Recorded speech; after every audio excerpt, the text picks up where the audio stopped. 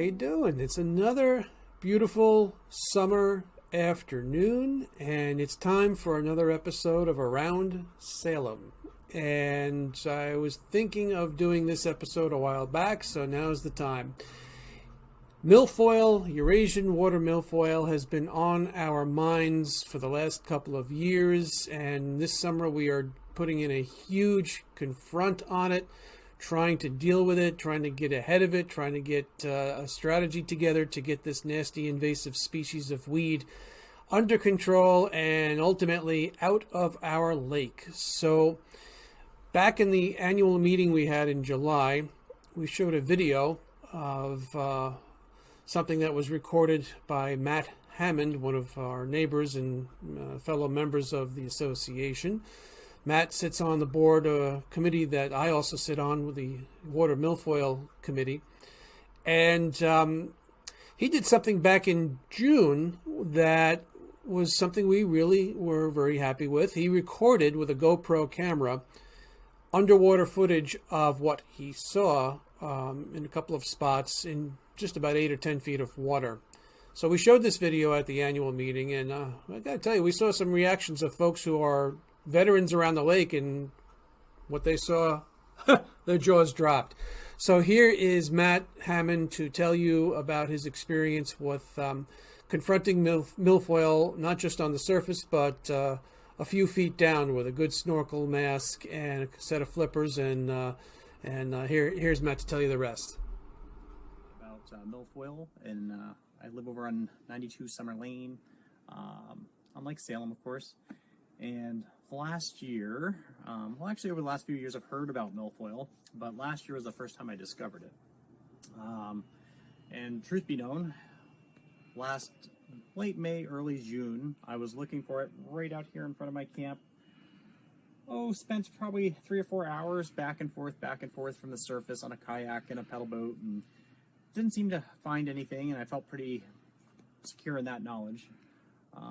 July of last year, we got back to camp, and lo and behold, right out here, about 100 yards apart, were 2 red buoys marking new milfoil sightings. So after that discovery, decided to take a closer look, realized that it was a lot closer than I thought, and donned a snorkel mask and my fins and started taking a look underwater. So what initially I thought was 2 plants was about 50 plants. One spot in particular already had about 40 plants underwater, anywhere between 1 and about 5 or 6 feet tall. So I decided at that point I was going to educate myself, watch some YouTube videos on how to harvest milfoil. My neighbor Tim came out one day on a boat and probably got 25, 30 plants in a couple hours. But over time, I just kept going at it, diving. It's pretty deep where it is. It's probably 8 to 10 feet deep would be my guess. Over the course of last summer, 3 separate weeks, I probably harvested about 100 plants, would be a guess, hoping that I got it all. But each time I came back and harvested, I'd find more plants. So by the end of the season, I kind of felt like, oh geez, I don't know what it's going to look like next spring. I feel like I got all the plants, but every time I go back out 2 weeks later, more appear out of nowhere.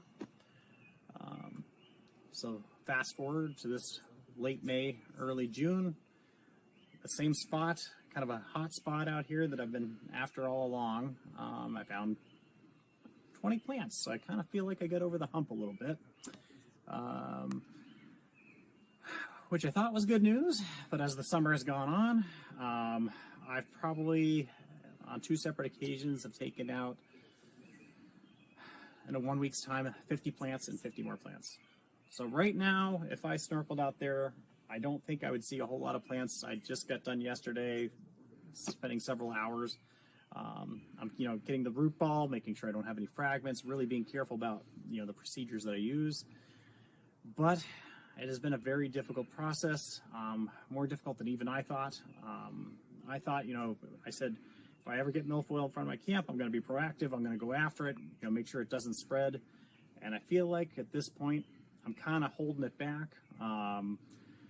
but I found a few other spots where it's popped up along the way too. So at this point, I'm just trying to take care of a 100-yard section of the lake, maybe 200 yards, and I don't know if I'm winning.